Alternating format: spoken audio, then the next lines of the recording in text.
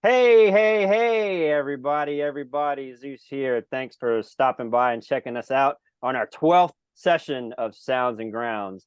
Of course, I have Jack Costo here, who's been here from the onset, from Jump Street, as we say, hanging out. And then we also have the almighty Peter DeReyna, also from Seven Spires, OK Goodnight Band, as well as DeReyna Management. What's up, guys? How's everybody doing today? Hey man, thanks for having me. Of Yeah, course, thanks I'm for being doing here. great. I'm super excited to have Pete on the show because now I get to pretend like I don't know all this stuff and I get to ask questions I already know the answer to. We can get into more stuff this way. It's just a hang. So. Or you might find out something that you didn't know was that now, maybe. It's Maybe true. so. We'll Happens find all the out. time. And in honor of the team, I have to say I have my official Adrian Cohen mug filled with a tasty adult beverage today. There So we go. she's Nice. here literally in spirits to join us for the show. So what's up, Peter? Thanks for being here again. We can dive right in here, man. Lots of good questions submitted by friends, fans, and followers of yours. I guess start at the beginning with some of your history and how you got into playing bass and management and all that good stuff people want to know about. Right on. Well, first of all, thanks for having me. Right now, I'm in the middle of recording the bass parts for the next Spires album. So that's been a really cool process so far. I mean, we've obviously been working on this stuff for a long time, and this week has been the week to really focus on that. And I have to say I couldn't be happier so far with how it's turned out, but it's been a lot of work. So this is a nice change of pace to just get to sit and talk for a little bit. For sure. So what do you want me to start from the beginning, as in like how I started playing and that sort of thing? Yeah, the ritual here is what happened when you were age 3. It seems a lot of guests want to Yeah. tap into that memory. But no, just generally, people, of course, you're not, I'll say this outright, you're not an average metal bass player. Hmm. Hmm. Anyone that knows Spires is certainly aware of your 6-string prowess on the low end instrument machine of doom and of symphonic thunder, you would say. So your style is fairly unique for metal bands. For a bass player, you carry a lot of weight. Of course, with the band having one guitar, a lot of symphonic bands have multiple guitarists and things. So just a little your history, like where your influence maybe led you to do this and Yeah. that sort. But yeah, not necessarily day one, how it Cool. started, Yeah. but Yeah. I feel like, over the years there have been so many times where I talk about like, oh, this is how I got started playing and things like that. And I feel like that info is out there. right, sure. But yeah, I mean, basically I've always loved jazz music. I've always loved like heavy stuff. And so the two sort of have simultaneously been things in my life from my teenage years. So I've been playing the upright bass for just as long as I have the electric, and that was actually my principal at university. So my influences, I think, come from a lot of different places. And as far as the music of Spires, it's I would say it's the closest thing to kind of how my true voice is, and it gets further that way every time we make an album. So I mean, some of my favorite bass players are like upright players like Ron Carter, of course, and Christian McBride. There's some guy who played on a lot of great records with like Louis Armstrong in the 20s, and if you are able to actually hear his bass playing in the recordings, it's usually quite good. But then there are bass players like John Ferrara from this band called Consider the Source. It's like a very proggy kind of fusion thing. He does a ton of two-hand tapping, and I actually studied with him back in 2017, 2018, and that's kind of when I learned how to do a lot of the tapping stuff that makes its way onto the Spires records. So that was interesting. I'm a huge fan of that band. And then have always been a big Obscura fan. Jörn Paul Dessling, I think his name is, was the bass player that did some of the early records. Fretless player, really, really fantastic guy. Yeah, so I think my music tastes and my influences are pretty eclectic. For about a year now, I've been listening to mainly like Manouche jazz and like 1920s, 1930s type music and stuff like that. So it's been really that's been interesting, but I listen to a ton of metal and things like that. So Sure. Yeah, that's sort of the musical makeup at the moment. In addition to playing with Spires, OK Goodnight is stylistically very different. So thus far has been more prog leaning, but we are exploring new stuff, a sort of new sound at the moment. Not intentionally so, but it just kind of went that way. And then aside from that, like for fun, I like to learn like jazz violin kind of stuff and play with a bow. Last night I was doing a gig with an accordion, a guitar player, and a violinist playing like Manouche jazz again. So I do a lot of like working gigs, like jazz kind of stuff and session work here in the Boston area as well. So lots of different stuff. It's hard to give a short answer to that. Yeah, you've been doing like you've basically been gigging like professionally ever since I've known you, which is like almost 11 years ago now. And it's always been not only like gigging professionally, but like you could throw a dart at your calendar and hit a gig. It's always been super fucking impressive to me. Oh, there we go. Hey, already. there we are. Or we yeah, not even but, 10 minutes in. Yeah, already. It's but yeah, Peter, if you don't know, that's our thing is when the first F-bomb drops in the podcast. We never plan it. It always rears its ugly head, and it's usually Jack. I mean, I was impressed. 10 minutes is a long time to go without. So yeah, I think our merch, I have ideas for merch. It's definitely going to be a F-bomb related something on a t-shirt. Yeah, nice. It's cool. That's cool. One of the things several people did ask, we're speaking about things that are fun and favorites. Do you have a favorite Spires song or one that's the most fun? I don't know if they go hand in hand. And Jack, you could chime in on this too. I think we may have covered this before, but specifically, you guys interact really well on stage when stuff's going on, but do you have a song where maybe you guys interact a little more that's entertaining? I'm sure it all is very entertaining, but more so than other songs.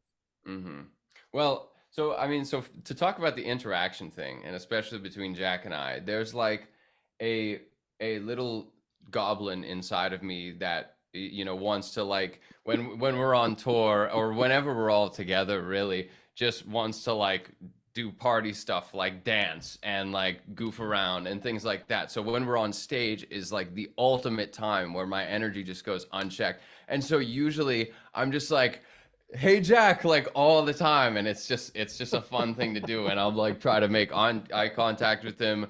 His hair will get stuck in my bass, or we'll bump into each other. Our cables used to get tangled, like that sort of thing. So that just kind of comes out. I think Succumb is a song where we like sometimes we'll play the note on each other's instrument or something. Right. Yeah, I do this like playing over the neck thing when I would get kind of bored with stuff, and then you started to come over and like, oh, I can do it. Exactly.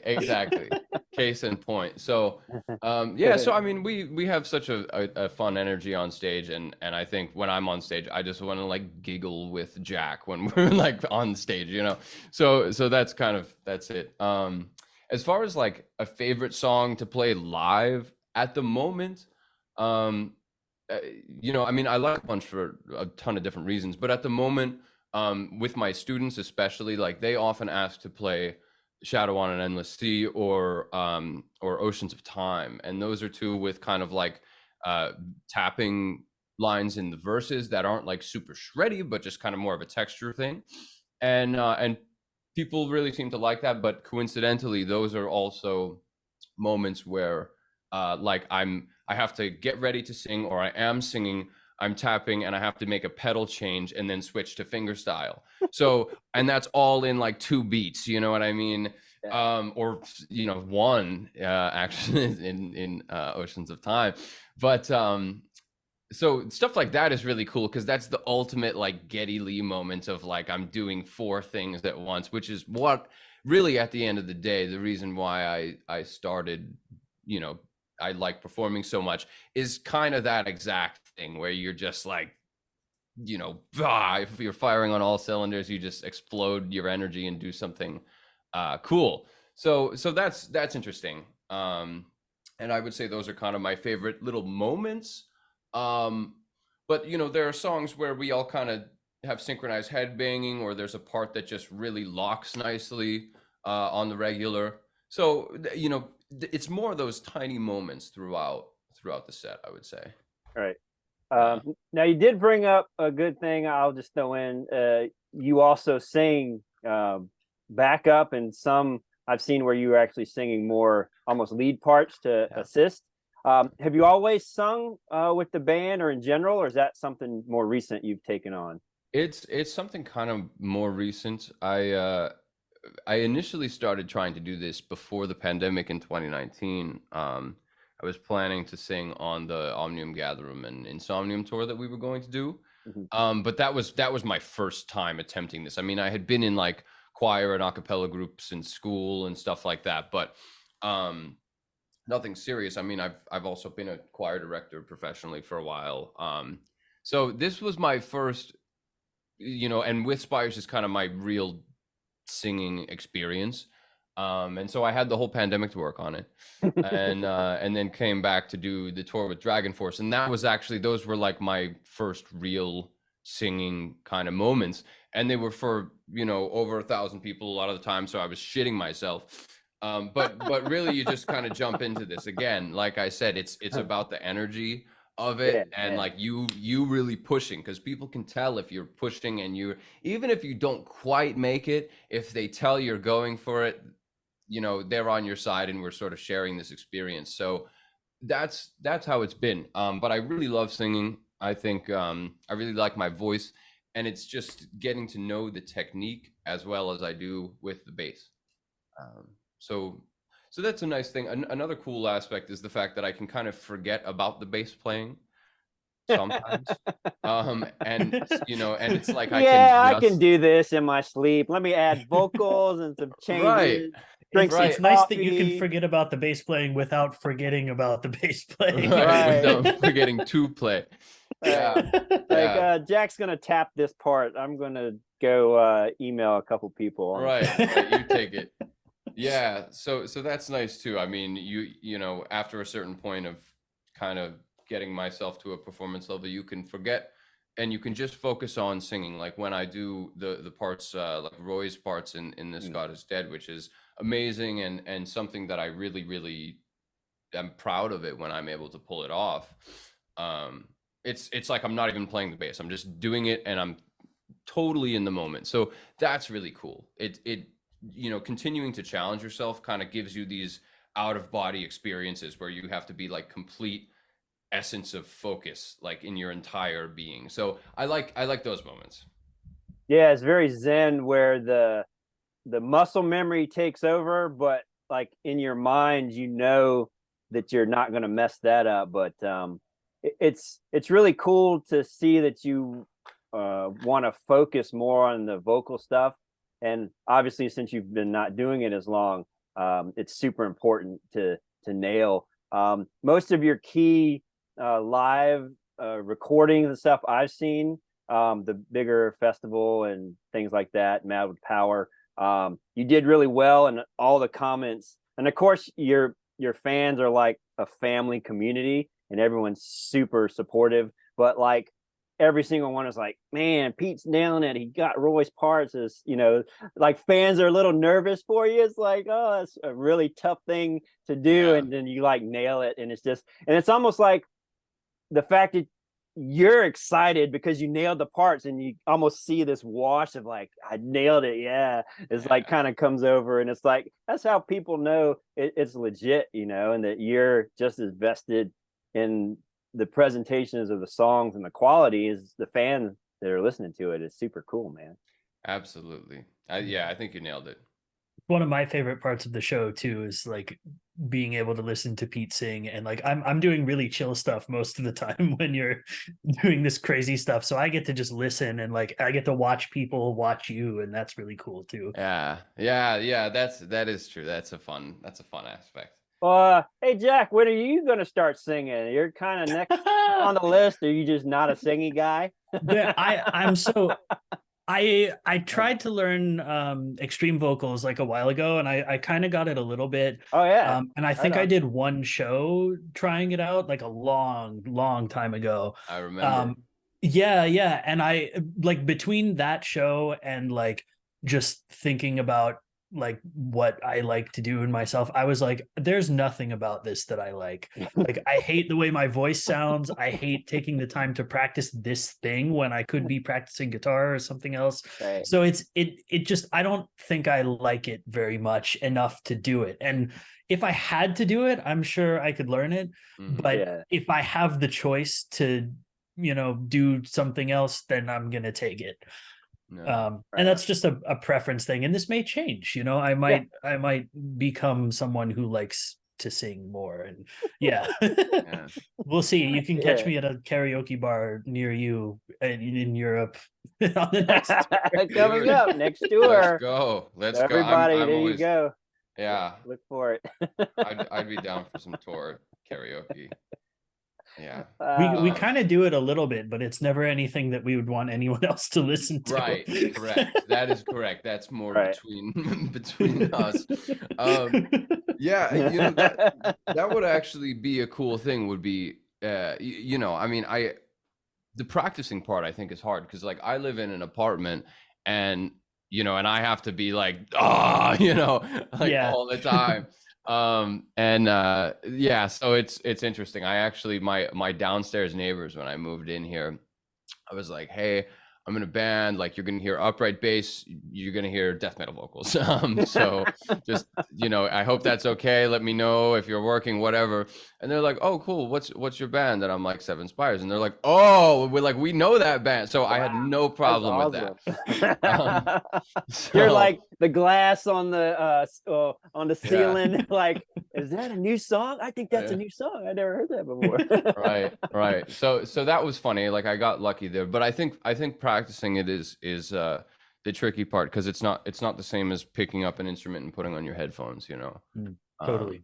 But it would be fun if you wanted to try it again. I mean, I would say as we continue to do things, and continue to have more resources, like you'd be able to. We wouldn't be setting up scrims. We wouldn't be running around trying to do everything else. We could like do vocal warm-ups together. And this is true. When there's more time during a show day, it would be a lot less stressful. Yeah, totally. Sorry, Jack, I don't know if I opened a can of worms that you weren't really no, this is all good. Yeah, it's a great can of worms. Of course, Adrian can write in a bunch more male vocals now that live can be performed by you as opposed to a track or something. Yeah, and it's very cool to have that stuff in a live setting as well, be able to have vocal parts playing off of each other. And there's actually a lot of that, or at least a lot more of it on the upcoming record, and so that's going to be very fun. Yeah, right on. Very cool. Now you did mention something about touring with karaoke. We did have a question submitted. You have an upcoming spring tour in Europe, 2024.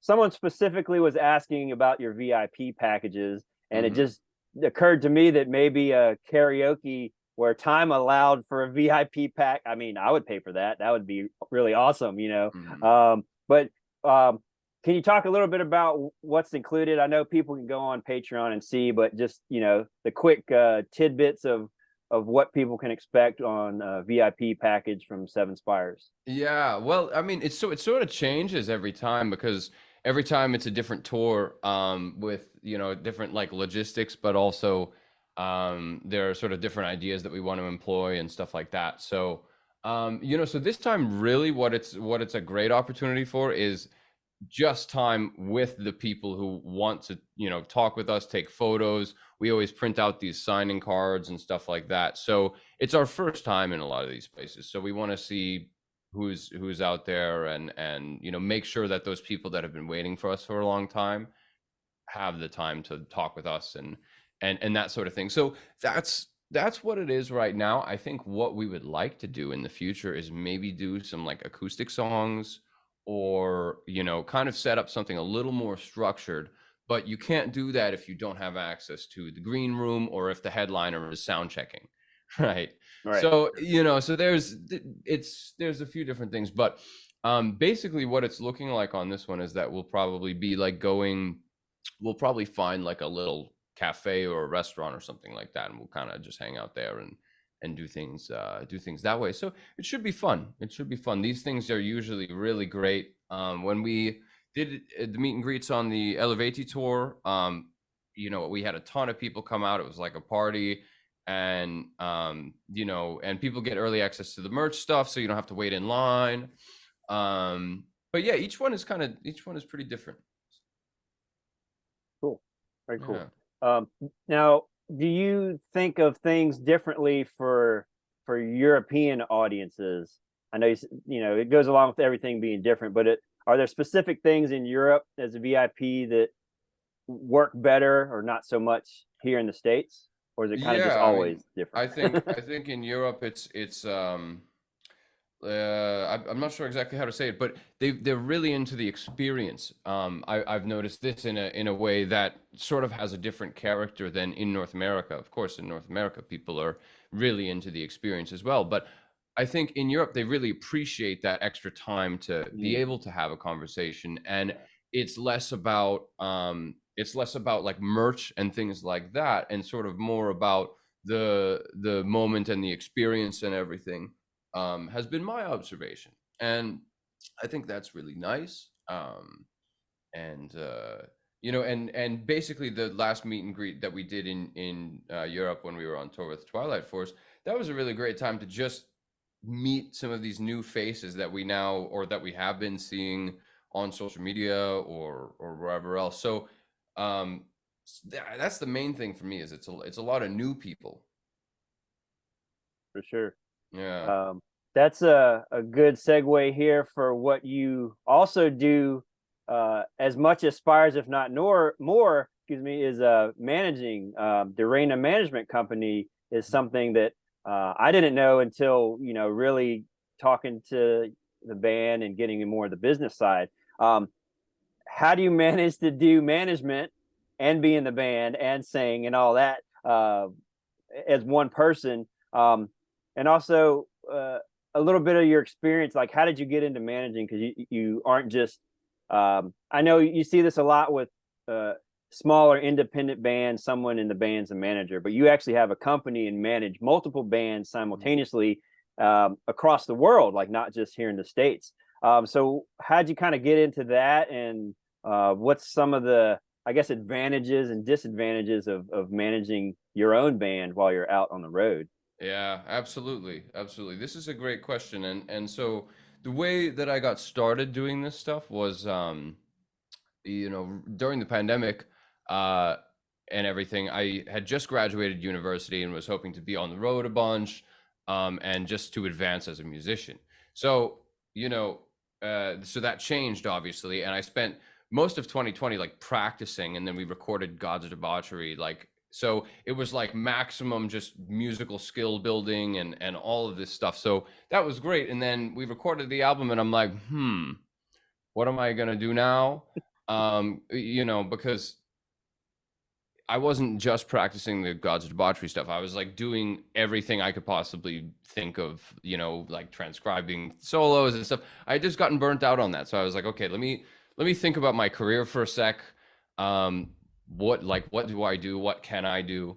And I've been so hands-on with the management of Spires and everything over the course of that. And we all have, really, we've all taught each other how to do these things, and you know, and we all take part in that in Spires in a really big way. So I think that taught me a lot, but also in university, my one of my focuses was music business as well. So I had a lot of, you know, practical training and stuff like that. So I decided to start, you know, opening it up to other bands and talking to people that you know, bands that I know, just my friends and people who, you know, we cross paths with, and began to develop a structure for this. So so that's how it started, and it's been a really fun journey.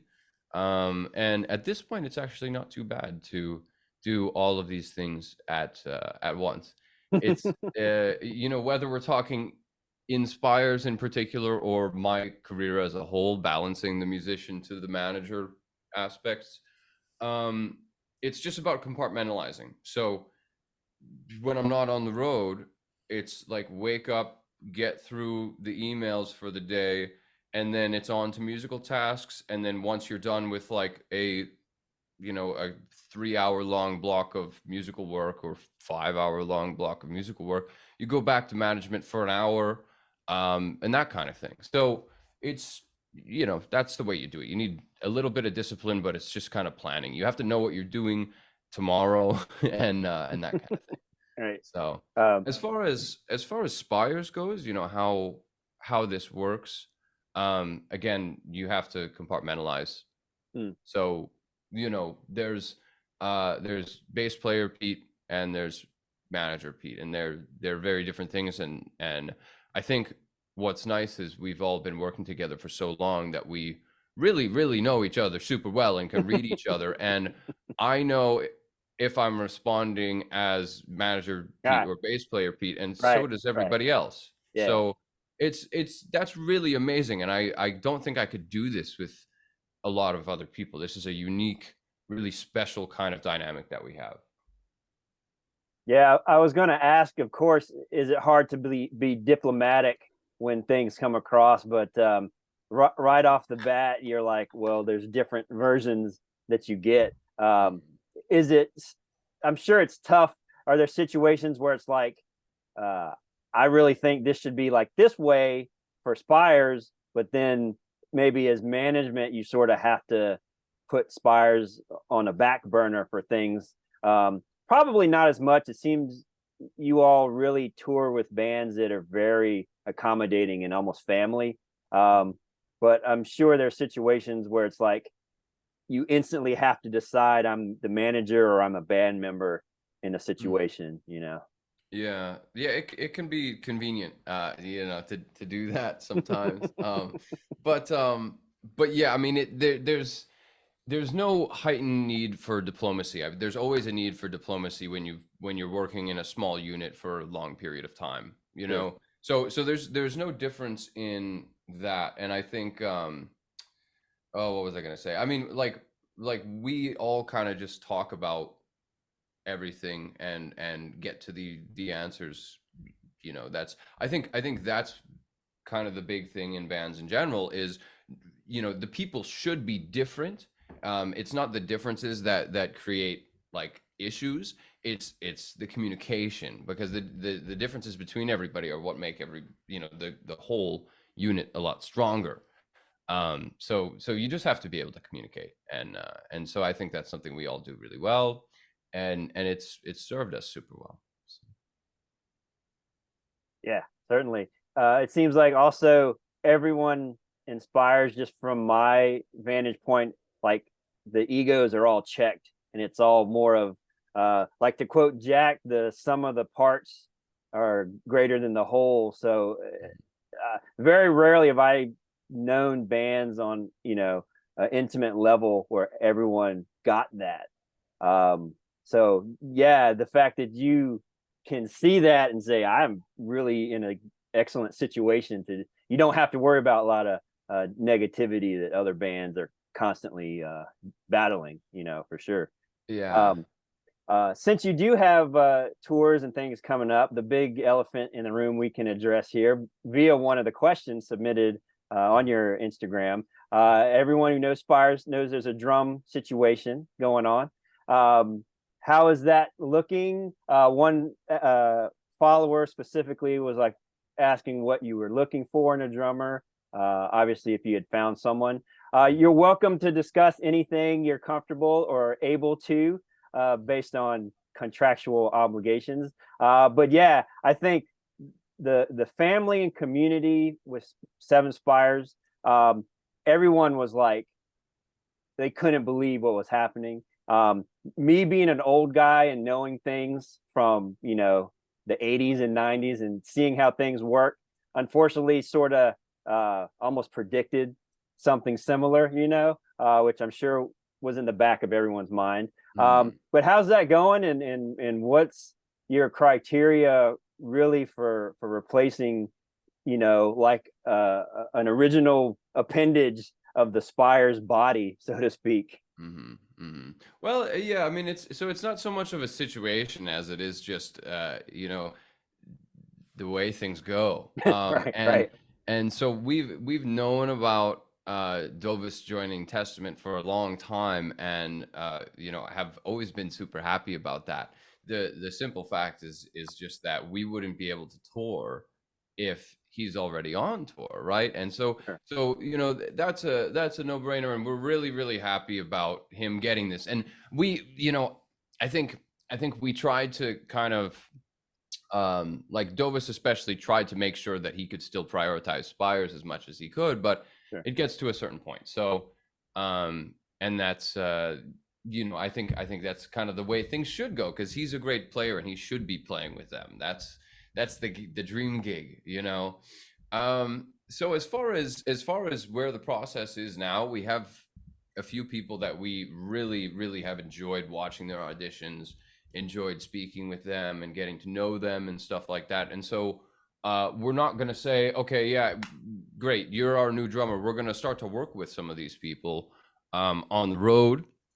And so we'll announce, you know, who's joining us for what tour and stuff like that. But we won't really have a new drummer that's a part of the family until we get some road time together. So so that's where the process is at now. But we're really happy to have received as many auditions as we did. Like, thank you to everybody who did audition for us or took the time to reach out, anything like that. That was all you know, very humbling to see people's interest and sort of the respect with which they went about this. Yeah, so right now it's still open-ended to some extent, but I'm really glad that we get to work with a few different fantastic players. So Right on. Very cool. the other thing, actually, I just thought of this too. We're not really looking to replace Dovis in a one-to-one situation. So we'll never find anybody that plays the way he does and his style and everything. So we want somebody who equally has their own thing going on, you know. So who has their own technique, their own sound and stuff like that in just as strong way as Dovis, because that's, again, I think that's really what we're looking for in the type of person to contribute musically. Yeah, Right. and it's something that we all look for in each other as well. Like, that's part of what makes this band so cool, is that we all have a really strong, unique individual musical identity that then become this melting pot of coolness. Right. So that's definitely, as Pete said, something we're really hoping. Well, that's gonna be how we choose the new permanent family member. You know, exactly. Now, did you write the new album coming up any differently based on drum situation? Or I also was asking myself in my head if this would be okay to talk about, but I'll ask it anyway. How writing Pete, your bass parts interworks with the orchestration and the riffs that Jack does. I'm just curious if songs kind of get structured and then you write around what's there, or is there more back and forth with what you do and what maybe Adrian and Jack kind of orchestrate together? So to address the first thing, so Dovis is actually recording on the record, or he has already. Awesome. So we, you know, we've got his playing, and we're really fortunate to you know, to have that, and for this to be you know, the last work that we do with him and everything. So that's really exciting. And we didn't have to change anything. When the songs started out, they were written with him in mind too. So we're really glad that it kind of went that way, and we didn't have to change too much to. Right. Yeah. Right. Yeah. Please continue. That just went perfectly. Absolutely. As far as how I write parts for Spires, I mean, there have been times where I influence things earlier on, but for the most part with this record, it's been I'm sort of developing how I'm going to approach things as the song is coming together, and I don't really influence how it's coming together, um I start working on the bass parts probably the same time or pretty early on in the song process. um so that's a lot of the approach this time around. And um there are just times when you need to play the riff that Jack is playing, and then there are other times where uh you know you really shouldn't. It depends on the kick pattern in the drums, it depends on the orchestra. A lot of the time actually there will be instances where there's something that I'm playing or hearing that Adrian will decide to double in the orchestra or things like that.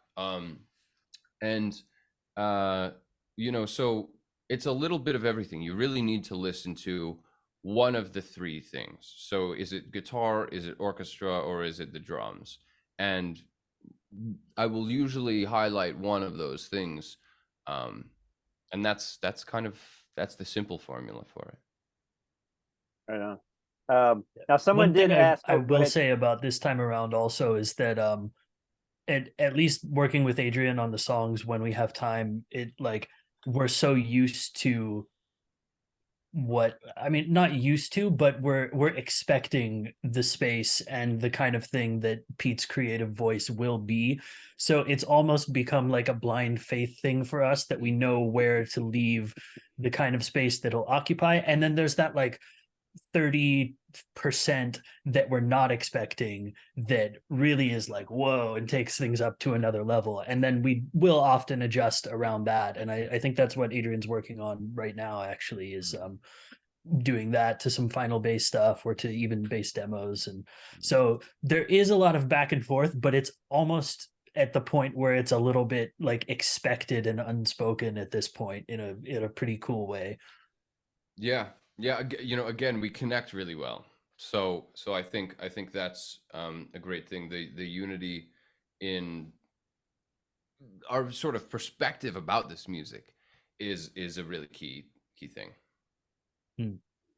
Yeah, as a fan, it's like things are placed like perfectly. If you're lucky enough to be a musician that can also follow melodically and harmonically what's happening, everything is structured like everything fits and is balanced in a perfect place. I mean, that's one of the reasons when I first heard Spires, it struck a chord, no pun intended, in me. Like, these things, because as a musician, you may or may not do this. You hear something, you kind of break it down. It's like, oh, you could have done something different there, or I, as a guitarist, would have, maybe done a different thing based on your own personal style.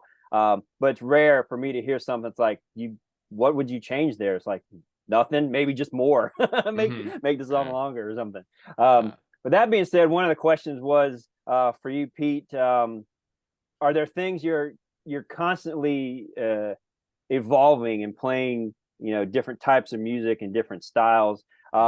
They just kind of were asking what you're sort of like this point in time, 2023. Are there things you're trying to improve, or like what are you working on now for yourself to be a more seasoned player? Yeah. Well, I mean, that's a really great question. I think so. There's a lot of ways to break this up, but with what I'm working on right now, every Spires album is a really clear snapshot of where I am musically at that time. So this is very much an output mode that I'm in at the moment. And what that means essentially is not just technically speaking, where I'm at, but the sort of my musical brain and everything, because you have to sort of make a choice of what you're adding to the song or what you're doing with this song.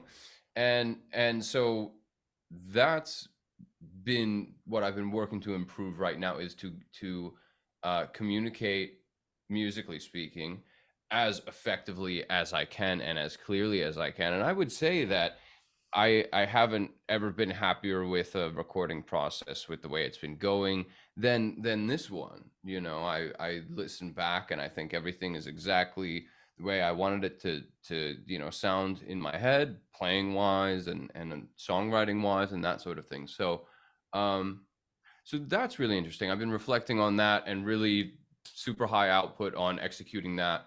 Obviously, in addition to like the normal electric bass stuff, there's fretless bass, there's upright bass. So again, bringing those things into the Spires music is always another really cool thing. And that has a lot more to do with, again, your musical brain, your ears and stuff like that, playing the right thing on that to fit into a Spires song at the right time is, you know, that's been the work recently. But I would say, you know, from a more standard, you know, the normal practice, the normal way to advance myself is really just to kind of try to become a better improviser. So better at coming up at playing a solo or playing a melody with my own interpretation on it, or a bass line on a, you know, a song that's taking place in real time. So building those skills as always.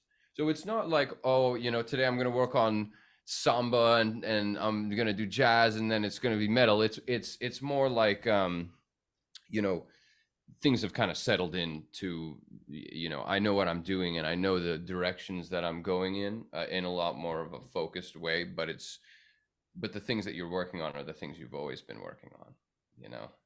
So.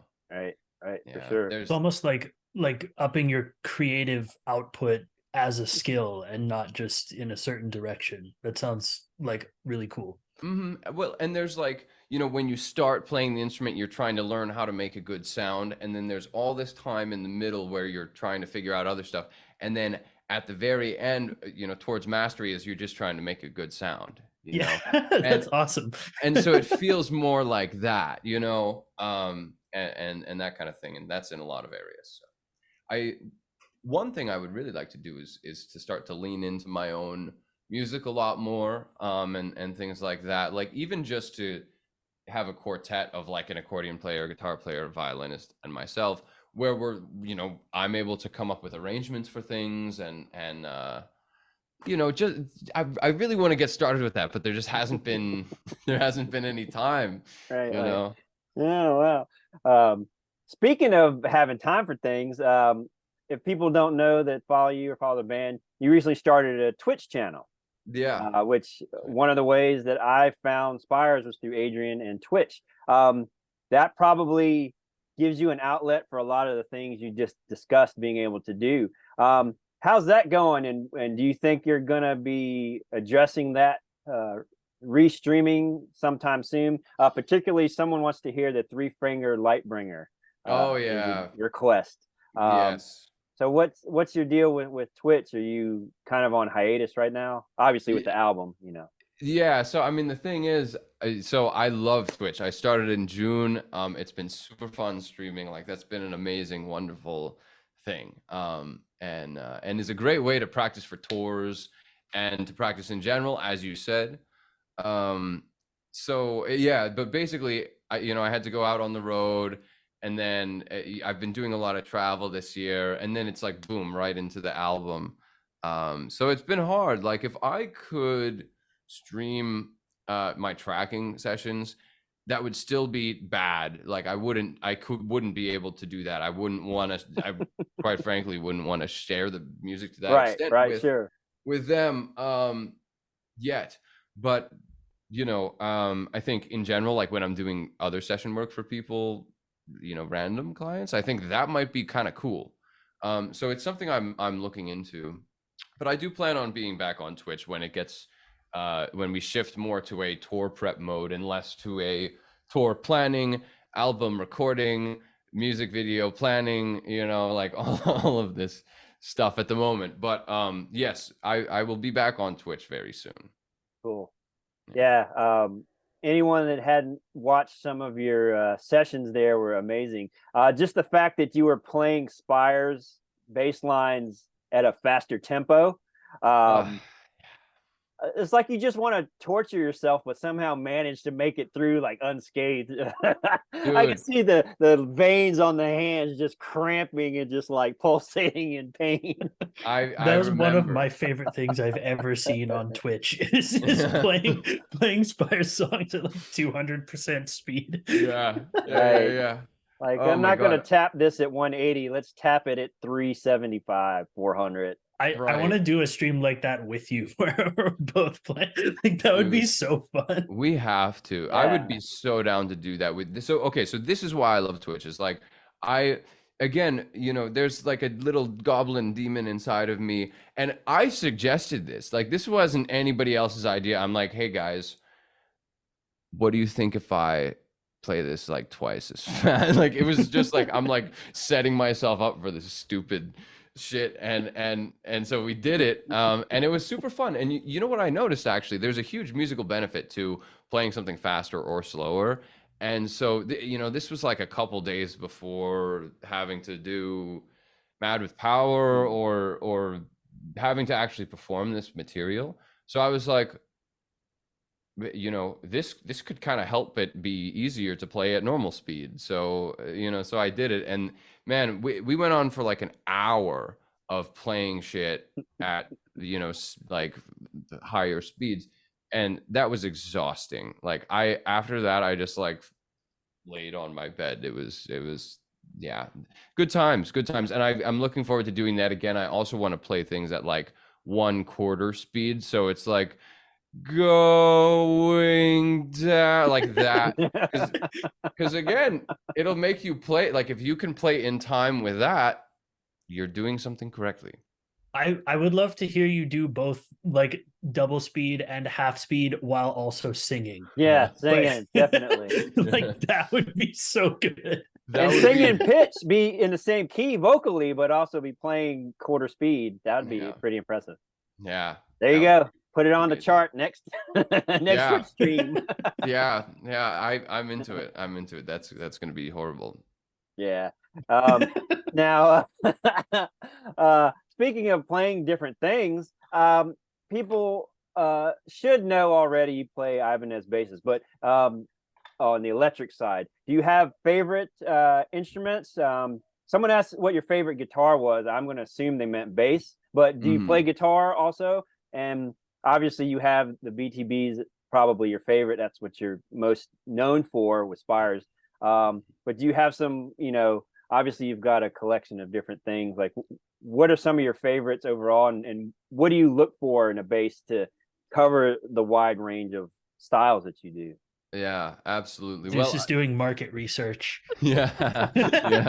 Hey man, any metal guitar company starts with Ibanez. If you didn't start with Ibanez for your market research, then you're not doing research. So Absolutely. I own more Ibanez's than I would admit to, but it's like the first good guitar. My first 7-string was an Ibanez. Like, I couldn't go wrong from day one myself. So yeah, they're pretty amazing. But the fact of the matter is that there's not one instrument that can do everything. So the BTB is probably the closest one, to be honest. I think that bass is amazing because every string resonates really well, feels really well.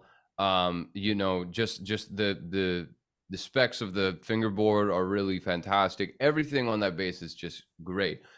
But there's still nothing like a jazz bass with a pick. I've been doing some jazz bass with a pick on the Spires record, and that sounds fucking good. So yeah, we've been loving it. So there's that. One of my favorite instruments is definitely this Fender jazz bass that I have. It's got like the pickup covers. It's a 60th. It's like supposed to be like a 60s style one. So there are a few different specs to it, and the pickups are a little different and stuff.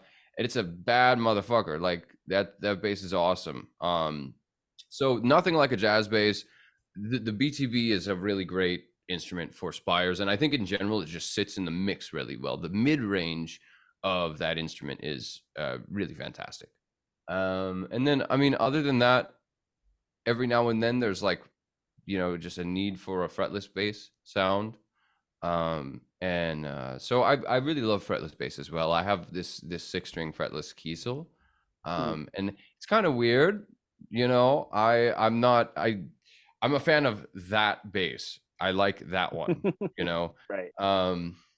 But you know, other than that, I actually really like every single one that I have. I don't have many. Like I have 2 4-strings, a 5-string, and 3 6-strings, and this upright. And they each have a different sound, and there's always a moment where I'm thinking to myself, I need this one for that, or I need this one for that. So it's like it's pretty specific. But the thing is, I don't think I need to buy another bass now. I think if anything, I would get more jazz basses. Like that would be great. So yeah, so Fender, if you're watching, any reps out there, send them some jazz basses. Get on it. yeah. Now, you primarily play the 6-string. Did you instantly jump on a 6? You know, like how Jack got into playing 7 strings as well, or like what's kind of because there's not a lot of metal 6-string bass players, to my knowledge. 5 is like the standard. You know, it's almost like the 8-string in the guitar world for basses. Obviously, with a lot of the tapping, and if people don't realize, you get a higher, like a high C string or something on the 6. But did you pick up a 6 and instantly like, this what I should play, or how did your relationship evolve from a 4, 5, 6 into what you have now? Yeah. Well, I mean, I sort of eased into it, and the thing is that the amount of strings, in a lot of cases, really doesn't matter, you know. So I think the thing for me was that I started playing 5-string. I got a 5-string bass relatively early in my learning, and you know, at the same time I was playing the upright, so I sort of had a realization of the importance of technique and that kind of thing. So I think just playing with a 5-string, I translated that sort of technical approach and was just able to enjoy having that more, you know.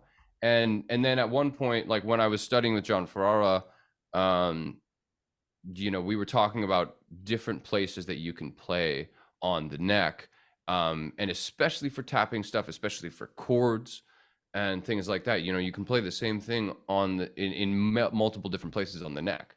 So you know, the 6-string enables me to play more notes in kind of a sweet spot on the instrument. So it's really that. And then also in a lot of the metal music that I'm writing parts for, there are times where I have to jump you know, from one place to another place, and having that 6-string means you can go vertically instead of horizontally, and that helps quite a bit.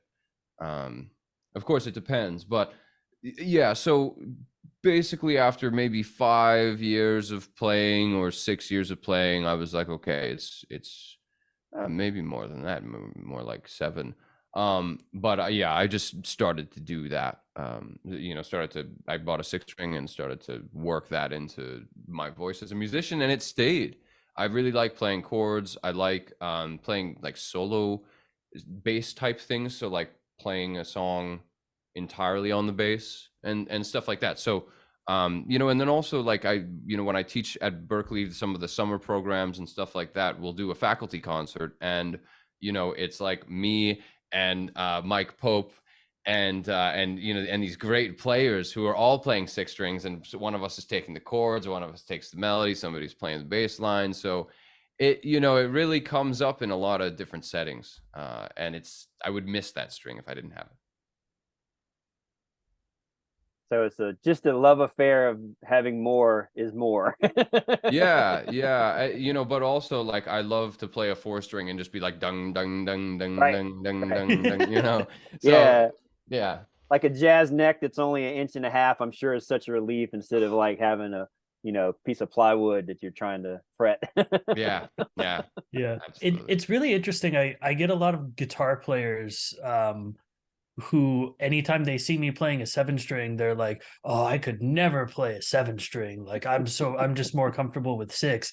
And I'm sure it's the same with bass players that haven't gotten into that yet, but it's like, why couldn't you play a 7-string? Like it has all the same things that you already know. Like if you can play a 6-string, you can play a 7-string. And I assume if you can play a 4-string, you can play a 5-string. It's not like you have to play something entirely different. It does affect your muscle memory. Like it is weird to get used to like looking at the instrument differently, and then just things feel a little different. But like after a little bit of time, you're not taking away anything that's already there. It's just adding to what you can do. Right. I feel like a lot of people don't think about that. Exactly. It's a string. So can you play a string? Yes, then you can play another one, you know? And like, you know. There's the byline for the podcast right there. Yeah. Well, then you can play one. It's you just put one string in front of the other. Right. Right. Baby stringing. That's what we call it. Right. Right. I mean, that's not to say some things are odd. I just saw this podcast where Ibanez, of course, is mass producing a 9-string guitar. And you get to the point where, sure, and they had like 10 modern metalcore and that kind of style digenter guitar players come in. Nick Nocturnal, he was like the only one I recognized, but it was like 10 people came on, and it doesn't sound good because it's like, I guess it would be a G. I don't even know. So they whatever the next fifth would be under F sharp. I don't know music theory, whatever. Yeah, it would be C sharp. C sharp, right? So it's so hideous sounding. Like every single person is trying to do more of a Meshuggah thing, but and the string is probably like a 90 gauge, and it's so just mushy. Like every single person is like, why does this exist? And me as, you know, a manufacturer and also guitarist, I'm like, I don't know why they didn't stop at 7, really, because you know, I mean, it's the trend, I guess, always is to do more, but you get to a point where you can't even disseminate what tonally is going on, because even just trying to chug on it, it was like hitting mashed potatoes with a tennis racket, and that's the best thing I could say it sounded like. And it was universal. Like every single person was like, I don't know. I think it's part of the YouTuber trend just to have this newest thing and have viewers looking at you because you have this thing. But musically and tonally, it's like, it's not an instrument, because it doesn't sound like a bass that would be, you know, long scale. It's 140 or 50 gauge string, or like your upright bass, you know, you could probably tune that down to like a C or something. And you could understand just like the low octaves on a piano. But these modern players that I don't think they have the theory, and they don't know the engineering side of, well, there's a reason why the piano has 10 feet long strings for low octave notes, and then they're shorter. Like they don't even understand that you can't just take the middle section of a piano and put this string on it and get that note like the same. But I don't know, that's just that's my take on why isn't it stopping it at these number of strings? Like, well, like they make 7-string basses that take it another octave under B to F sharp, but it's still like, you can't really, you're right on the border of sonically being able to hear different tonality in the notes. That being said, what do you, gear wise, Pete, do you use a specific rig? Like what's your go-to, or do you have different rigs for different projects that you do as far as amps or processing and stuff like that? Yeah, I have so I mean, my go-to thing is a Dark Glass Vintage Ultra. That's a really nice pedal. And it, you know, it works as like a great what's it called? like direct Like a out preamp. for shows and stuff like that. Yeah. So I have that. I have an Alpha Omega, also by Dark Glass, which is really killer. But that's an angry one. So that's not for everything. Maybe with that picked jazz bass would be a nice in your face sort of. Yeah, it sure as hell would. Exactly. The Panther. Yeah. It would be, So that thing sounds really great as well. And then sometimes I put chorus on to like a verse part or something like that, but not always. And I use like a Cali 64. It's whatever that boutique pedal maker is from the UK. Cali 76. It's like an 1176 in a pedal. Yeah, just insert number. But man, that's a compressor pedal. That thing is awesome. Holy moly. Like that pedal is fantastic. My Dark Glass compressor pedal, I had a hyperluminal that broke at one point. It sort of was acting up in a few different ways that seemed irreparable. And so somebody recommended me to this Cali 76, 70, and that thing's just been really killer. So that's what I use. That's pretty much the go-to. I really like playing through amps, but that's not always practical. So I usually go for Mark bass when it comes to amps, and then there's really nothing like an Ampeg SVT like Pro, the whatever the like really nice Ampeg tube head SVT head is that they make now with the cab. I've played through one of those things a few times on certain gigs, and man, that's great too. That's what we're running on the album. Yeah. Oh, yes. Yeah. An actual amp or just a modeler?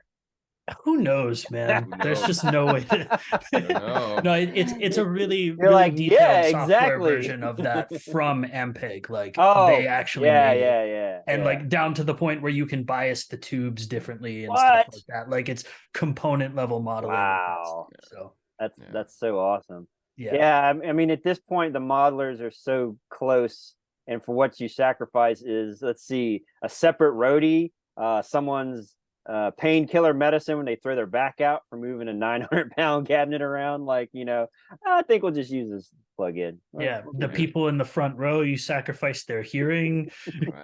Right. It's true. Yeah, awesome. So kind of shifting gears a little bit here. We're all having obviously good hair days. Someone did ask about some Peter DeReyna official hair care tips, be it mustachio or hair follicles. Do you have a go-to routine to keep the luxurious mane happening? Not really, honestly. I mean, I think the routine is do nothing, and sometimes it works out. All the women just stopped watching because they're pissed now. Right. They're like exactly. So it's I mean, I don't know. I use like conditioner and try to get nicer shampoos and stuff, but also try to switch regularly, and then like wash your hair every 4 days or 3 days or something like that, and it tends to do it. I just thank my parents for like continuing the nice hair gene, because they also have nice hair. So I think that's probably part of it. Right on. Now, are your parents musically inclined at all? Did they get you into music or no? Actually, no. They, I think they're both like music listeners. I think they both really appreciate music. And when I was very young, my grandparents or they would, or my parents would be, exposing me to a lot of really cool music and talking to me about what they thought of the lyrics or something, something they thought was beautiful. So I kind of like learned how to listen to music from them. And then my dad was taking me to a lot of metal concerts when I was in like middle school and high school. So that was cool, but that's really the extent of it. They were pretty supportive of me wanting to become a musician. once they saw that, you know, I wasn't fucking around. Like, and from a very young age, I was not fucking around. Like, I knew that this is exactly what I wanted to do as soon as I discovered it. So, you know, it's been a nice thing, but I've always been somewhat like, I don't know if envious is the word, but I've always wondered what it would be like if I grew up in a musical family, because like at Berkeley or just out in the world, you meet people who have played, you know, piano since they were 3, and then they picked up you know, the flute at 10, you know, and so a couple people have a lot of instruments under their belt that they've been playing a long time, and that sounds good to me. I mean, I would like to have done that. So, you know, but there's always time, and there are certainly things I want to continue to learn. So, Right. That leads me to an interesting question that I don't know if I've asked before, but if you had the time to pick up a completely different instrument that you feel like really inspired to learn, what would that be? yeah, oh, that's a good question. It would be one of 3 things. It's see, this is the tricky part. Is like it's so many, but it would be like piano, I think, for sure. Because I really like these kind of piano ballad, like just nice, yeah, 50s solo piano stuff. And I really like the violin, you know, in many different contexts. So I would want to learn the violin for sure, and then like either the accordion or the soprano sax or something like that. Soprano sax is cool, because, you know, because I've always wanted to play an instrument that is breath powered, you know, for phrasing purposes. I wish I could phrase things that way. And with a bow, you can, you know, you phrase them like a bow, and you have to kind of embrace the nature of that instrument, but you can phrase things in a breathy way, and I like that. So, and the accordion is just cool. I mean, that's how you win over an entire family of people, is with the accordion. So it's a beautiful instrument, and who doesn't love it? And it's not just for polka. Polka's great, you know, but it's you can do a lot with that instrument. So Very underappreciated instrument, I think.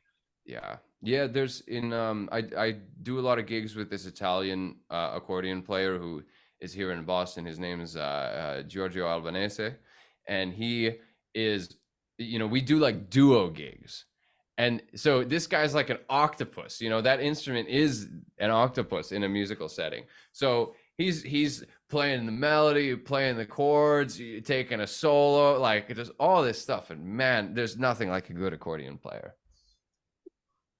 It's funny, your dream quartet is basically the 3 other instruments you want to play. So players out there, if you want to be a teacher as well as a fellow musician and bandmate for Pete, hit him up. yeah, that's right. We should have pulled out an accordion solo for the album too. That would have been cool. Maybe the same song as the violin. Yeah, dude, that's true. I mean, that would be we'd need to take everything out of whatever part he's gonna be playing, you know, because it's just so much. But but like the outro would be really cool. That would be cool. That's true. That we could talk about that. But, you know, also to talk about the violin thing, we have a violinist on the next record playing, you know, one little spot here, and it's one of my favorite violinists ever. He used to teach at Berkeley. When I was first discovering like a lot of Manouche jazz and stuff, I was watching his concerts on YouTube, and I thought he was this amazing guy. And then one day I'm at university, and he walks into the classroom, and I'm like, oh, sick. Like, this is great.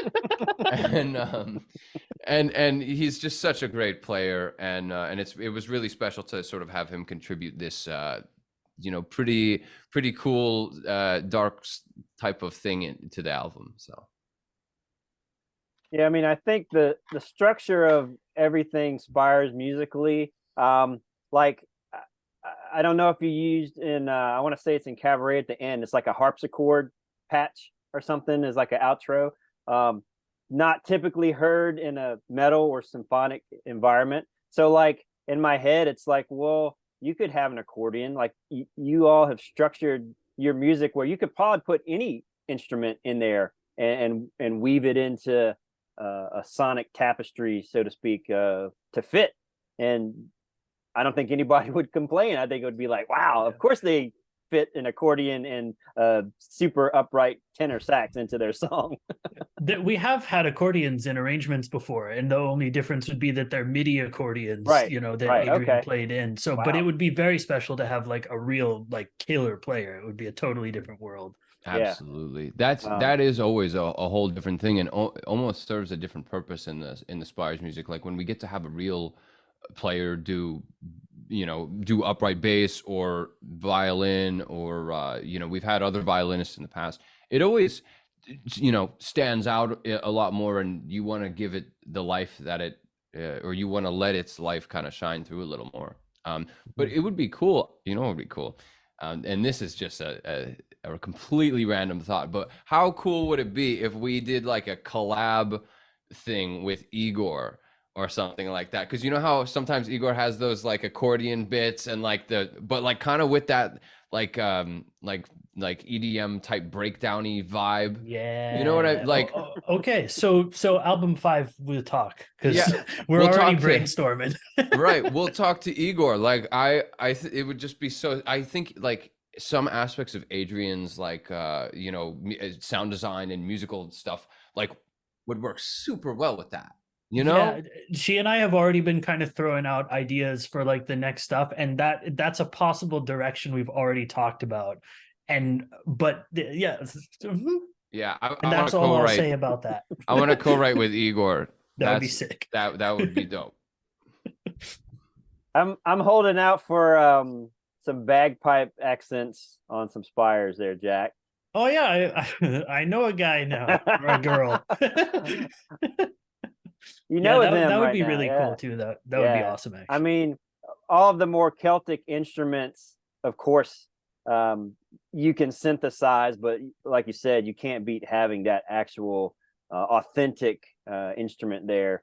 And people can tell, like the synths sure sound great and layered, but especially with a breathy instrument, like Pete's talking about, it's like you feel that air coming in and out. Like back in the, I want to say 80s or early 90s, Roland or somebody made a electronic flute that you like would blow into. The Iwi. Yeah. And it's just like I don't know, blowing into something that's electronic and possibly getting wet on your lips wasn't a great concept from Jump Street, but still they were thinking in the right direction, but it never really took off. That means you haven't heard Cassiopeia. What's that? So this amazing Japanese jazz fusion band that the main saxophonist also plays this electronic wind instrument, and he's just killer. Yeah. So they switch off between the sax and that, and it's like, I'll send you some stuff. Yeah, for sure. Kind of changing subjects a little bit, but we're getting towards the end. A lot of great questions, and I love your comfort level of writing the verbal roller coaster as we have here. Much better than just kind of ABCing through stuff, because everything's all tied together ultimately, that we like talking about with our friends and our guests here. But Mr. Jack Costo has submitted a question that he's I want to know what this is about myself. I forgot, actually. Did I start with this, or is this like an inside thing, or was it just I don't remember what I said. You want to know what his favorite pre-1900s warship of choice would be. Oh shit. Nice. I saw that question. I thought there was a second. I thought there was like another question that was like a secret. No. Well, there could be, Jack.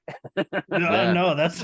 I mean, we ask each other questions all the time, so it could be. Right. It could be. Yeah. Off camera, special questions. Right. Should that note be longer? Yes. Okay.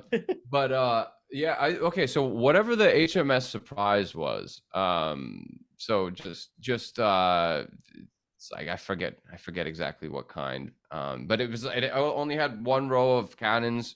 Had 3 masts, or maybe only 2 masts, but beautiful and fast and very cool. And I more like the connection to that one in particular, because that's based on the story of Master and Commander. That's the ship in that, and is a very cool one. So yeah, got you now. Yeah, that's a good question. That's like completely out of the blue. Yeah, Yeah. I mean, you sort of have a love for those era ships and that kind of whole scene from that era. Yeah. Yeah. Pete was a naval commander in a past life. Yeah. I really like naval history and stuff like that. I think a lot of it's fascinating, and it's so much of how the world was discovered, you know, how the planet was discovered and stuff like that at a certain time. Of course, imperialism is bad, but you know, it's really a fascinating sort of story. So yeah, and here where I'm at in Hampton Roads, of course, we have Jamestown, and there's one of the original ships always here. So if you do ever come through and want to, you know, peruse that tourist nightmare, but it's awesome. It's, you know, it's completely restored. I think they do occasionally, I don't know if it's one of the original 3 styles, you know, the Nina Pinta Santa Maria style ship, but it's a vintage original sailing ship from back in the day. I want to say they used to take it out like and sail with it, but I think at this point it's probably decommissioned, just it's a tourist thing. But just to go on there and see how something was crafted that they crossed the ocean, the Atlantic with, you know, no metal, no fasteners, rivets, you know, everything is like sap and hand hammered wooden spikes like hold these things together. It's just pretty amazing to witness that like in person. So that's a really cool remarkable thing here. Yeah, and this, of course, Norfolk's like the naval headquarters of like the world. Like like Nauticus is here. Like they have all these museums and crazy stuff like that. You know. Wow. But getting towards the nitty gritty here, switch it up. Some more fun kind of inquiry type questions. We always have a little food or beverage section, and someone is curious what your favorite cereal might be. Are you a big cereal guy? Oh man, I'm not a big cereal guy recently, but like the Special K with the strawberries in it, that's the shit. You know, I think everybody knows how good that one is. That's not an unsung hero of this. All right. Yeah, I started doing the cashew. Jack had mentioned this like our first episode. It's like cashew makes like an organic natural. They do one that's like a peanut butter, and another one that I really prefer. It's like a blueberry. So it's almost like a blueberry granola thing, but like nice. I'll eat a whole box, like not even think twice about it. It's like, oh, I can't stop. Hell yeah. Dude, honestly, cereal with fruit just hits. It's good shit, you know. Yeah. Can't go wrong with the breakfast any time of day and any day of the week. True. Well, man, I think we kind of covered everything here. You've been super awesome with your time, and we certainly appreciate it. Do you want to give some plugs, any links where people can find you, interested in reaching out? What's the best way to follow you and get a hold of you on socials?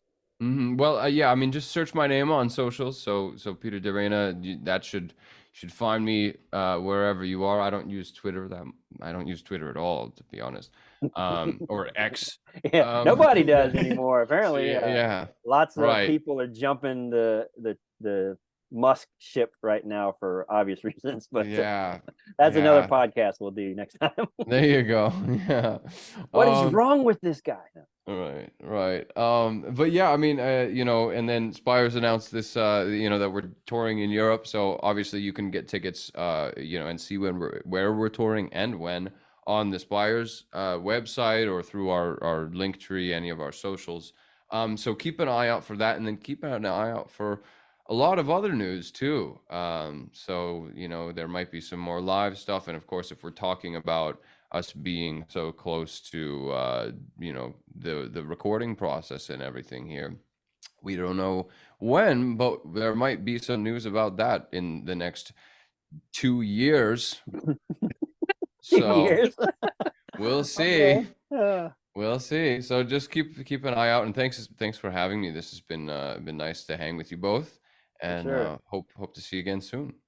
Right Of on. course. Before we go, I want to Yeah. plug one thing for Yeah, you yeah. because I think this is a super valuable thing that a lot of artists and people in bands don't think about too much. But so with DeReyna Management, you have your roster of bands that you're always working with, but you also offer consultations, like one-off. People can get, bring a list of questions and get advice from you directly or from your team. And I think that it's ridiculous that more people don't take advantage of this because it's such a valuable service to just be able to, nip in, ask somebody stuff and get really good, really solid advice from someone who knows the industry well and knows how things are supposed to work. So how can people in bands get in touch and book a consultation with you for their projects? Oh, well, thank you, Jack. That's very nice of you to hear, and or to say.